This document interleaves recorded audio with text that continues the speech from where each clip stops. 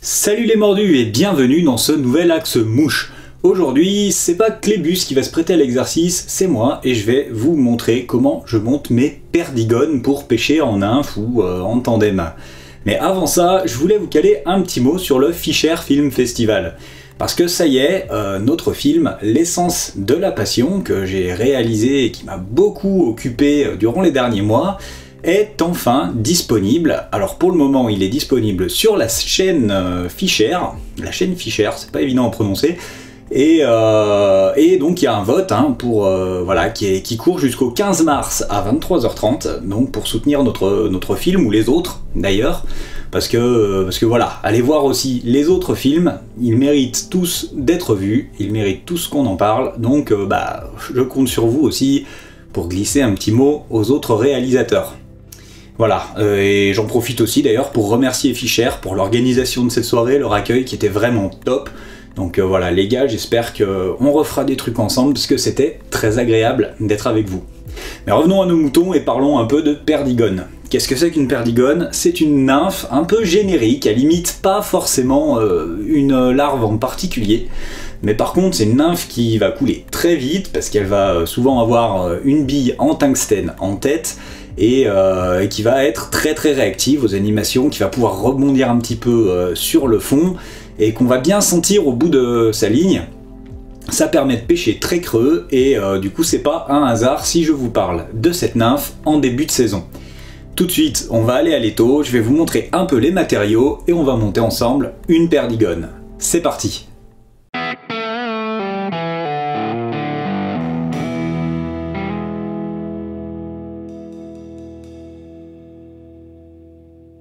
Commençons par jeter un œil à ce dont nous allons avoir besoin pour ce montage.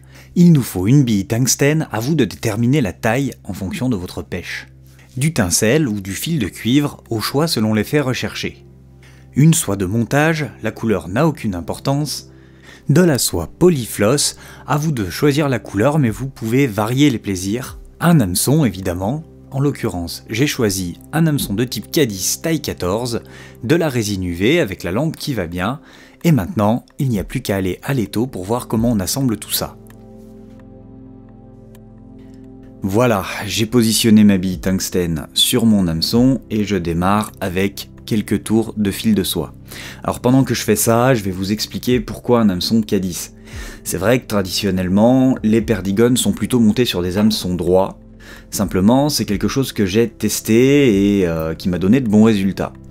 Alors, quitte à vous montrer comment je monte une perdigone, autant vous montrer quelque chose d'original et qu'on n'a pas déjà vu 100 fois sur YouTube et autres blogs de pêche à la mouche. Donc voilà, n'hésitez pas à me dire ce que vous en pensez dans les commentaires. Et moi pendant ce temps-là, bon voilà, je fais une petite boule pour éviter que ma bille ne se balade de trop pendant le montage. Voilà, j'ai ma soie qui se coince. Et j'enchaîne avec des spires jointives. Donc vous allez voir à peu près où je m'arrête. Il faut faire très attention à la pointe. Voilà, c'est toujours embêtant de casser sa soie de montage quand on est à l'étau. Après, il faut tout recommencer. Enfin bon, bref. C'est pas ce qu'il y a de plus fun. Voilà, je m'arrête ici à peu près, et ensuite je prends donc une plume, en l'occurrence c'est du flanc de canne dont je vais prélever quelques fibres, voilà, pour faire mes cercles. Alors on peut le faire aussi avec du sabre de faisan, ou même des plumes de hacle de coq, enfin à peu près n'importe quelle plume au final peut fonctionner pour ce genre de nymphe. Donc voilà, je fixe mes cercles avec quelques tours de fil de soie, et j'ajuste la longueur. Alors pour les perdigones, moi j'aime bien les laisser assez longues. C'est quand même des nymphes, j'ai presque envie de dire de réaction. Donc c'est vrai que j'aime bien avoir des cercles assez longs quand même sur ces modèles. Et je vais venir les relever en passant ma soie de montage dessous. Et en revenant, voilà, sécuriser dessus, comme ça mes cercles bougent pas. Et je coupe l'excédent. Alors ça c'est pas forcément nécessaire, vu comment on va tout recouvrir. Voilà, on pourrait aussi faire des enroulements de soie dessus et gagner un peu de volume dès le début. Simplement, c'est bon là, ça sera plus clair, pour vous. Voilà, je prends ma soie polyfloss. J'en prends 15-20 cm quand même. être assez généreux sur la polyfloss. Je viens la positionner juste au-dessus de mes cercles. Alors moi j'aime bien faire en sorte qu'elle soit bien dessus, au-dessus de la hampe. Voilà. Je fais 2 tours, 3 tours de soie de montage pour la sécuriser. Et je vais venir rajouter aussi pour mon cerclage. Là j'ai choisi du fil de cuivre. On peut faire ça avec du tinsel ou même du fil de couture. C'est pas très important. Moi j'aime bien l'effet voilà, du fil de cuivre qui est un peu brillant. Bon, c'est le cas aussi d'étincelles. Voilà, mais ça après, on peut vraiment faire ce qu'on veut avec les perdigones. On peut se permettre d'être créatif. On peut même en faire des bicolores, hein. Donc ou des tricolores. Enfin bon, voilà. Donc là, voilà, vous voyez, hein, je coupe pas mes excédents. Là, ils gênent pas trop pour la visibilité, donc je vous les laisse. Je fais juste attention, ça c'est plus pour l'équilibre de la forme du corps, à ce que ça reste un minimum sur le dessus. Et je viens couper, alors mes ciseaux sont un peu pourris, mon excédent. Et là, bon, il reste un peu des peluches. Alors je vais vous montrer une petite astuce, c'est simple. Avec un peu de salive, j'humidifie mon doigt et je viens la plaquer contre la hampe. Voilà, avant de faire mes tours de fil de soie, ça évite d'avoir des petits poils qui sortent partout, même si normalement ils devraient disparaître assez vite sur la suite du montage. Voilà, je reviens à la tête et là je sécurise mon montage, voilà, avec une demi-clé. Ça, voilà, en cas de problème, on sait jamais. Voilà, maintenant je prends mon polyfloss et je vais faire des tours en essayant de former un abdomen qui soit à peu près conique. Donc voilà, au début on fait simplement du coup des spires jointives, puis ensuite on va resserrer un peu les spires pour donner de l'épaisseur. Alors vous voyez, hein, la soie polyfloss, c'est assez cool parce que ça peut déjà texturer l'abdomen, hein, dès le début, hein. On a presque l'impression là déjà de voir un vrai abdomen d'insecte. Enfin, j'exagère un petit peu. Voilà, j'épaissis progressivement jusqu'à la tête, et normalement, arrivé à la tête, je devrais avoir en fait cette forme conique qui va vraiment venir épouser la base de la bille tungstène. Voilà, donc de temps en temps, j'ajuste un peu, hein, je reviens un tout petit peu en arrière. C'est vrai que des fois c'est un peu plus pratique. C'est de la sculpture, hein. C'est de la sculpture. Et ma soie fait des bêtises. Voilà, et là voilà, j'arrive au niveau de la tête, et là vraiment, voilà. Et vous voyez, hein, je vous disais 15-20 cm de polyfloss. Et ben vous voyez, c'est pas trop, hein. C'est pas trop, parce que là il m'en reste, finalement, il me reste assez peu d'excédent, hein. Je dois avoir 3 cm d'excédent, 4 cm peut-être. Voilà.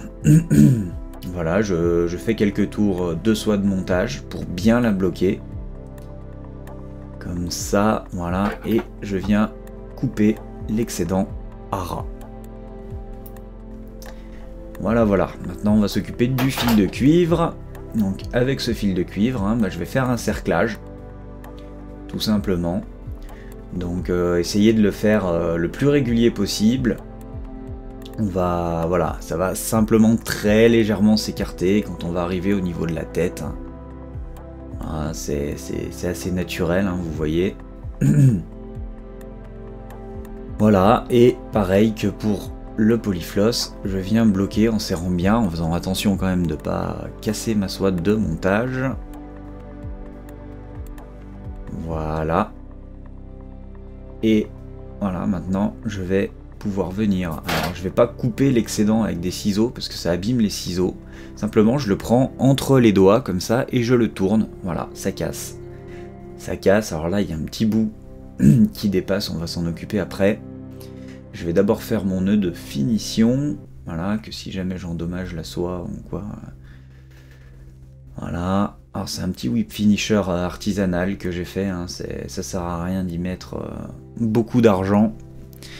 C'est quelque chose qui reste... Enfin c'est de la corde à piano, hein, et j'ai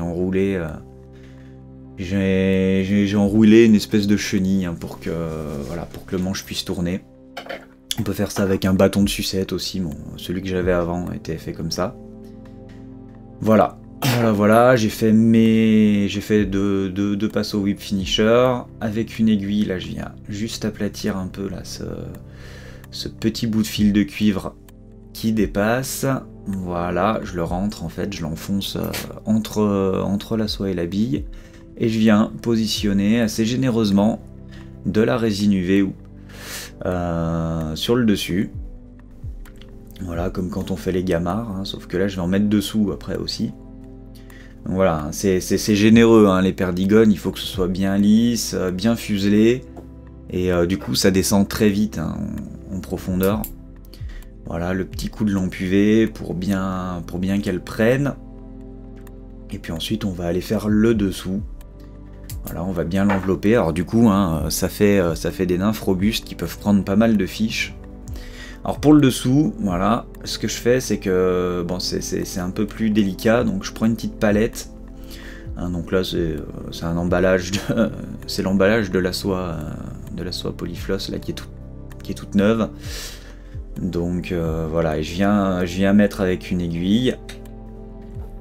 Voilà, et un petit coup d'UV. Toujours pareil. Voilà, on est au bout de ce montage là. Voilà le résultat. Je remets toujours un petit coup d'UV encore après. Ah là, elle est jolie ma perdigone quand même, non? Voilà, j'espère que ce petit montage vous a plu. Moi en tout cas j'ai pris beaucoup de plaisir à vous le partager. Alors encore une fois, hein, c'est ma manière de faire, il y en a plein d'autres sur hameçon droit, hein, notamment la plupart des perdigones sont montées sur hameçon droit. Moi j'aime bien avoir cette petite courbure quand même. Mais c'est un choix personnel, donc voilà. Mais vous avez qu'à taper sur Google hein, et vous verrez les formes, les couleurs, les tailles, ça peut être très différent d'un pêcheur à l'autre. Et à vous de vous construire votre petite sélection, votre petite variété et d'en garnir votre boîte à mouches pour répondre aux conditions de la rivière que vous pratiquez, quoi. Concernant l'utilisation, ça va s'utiliser surtout en nymphe à vue ou en nymphe au fil. Vous pouvez aussi les utiliser en tandem, mais dans ce cas-là, pensez à mettre une bille tungstène un peu plus petite, voire juste un casque en laiton avec éventuellement quelques tours de fil de plomb. Là aussi, hein, c'est à vous aussi d'adapter à votre pêche. Mais voilà, parce que votre yo-yo ou votre sèche sur un tandem va vite avoir tendance à être coulé par ce genre de nymphes qui sont assez denses déjà, avec déjà la bille tungstène d'une part, et d'autre part la résine UV qui est plus dense que l'eau. En plus elles sont fuselées, elles ont très peu de portance, il y a rien qui se balade autour qui va accrocher un peu le courant, l'eau, pour éviter qu'elles descendent trop vite. C'est des nymphes qui sont vraiment faites pour descendre rapidement à leur profondeur de pêche et pêcher souvent assez près du fond. Donc voilà, en tandem c'est possible, mais avec des petites billes tungstène ou des casques en laiton. Voilà, c'est tout pour aujourd'hui, pour le montage de mouches. Je vous laisse avec l'essence de la passion dans le cadre du Fischer Film Festival. Allez y jeter un œil, votez pour nous soutenir, ou votez pour soutenir les autres films si vous les préférez d'ailleurs. Et sur ce, moi je vous dis bon film, et soyez curieux, gardez la pêche, et à la prochaine!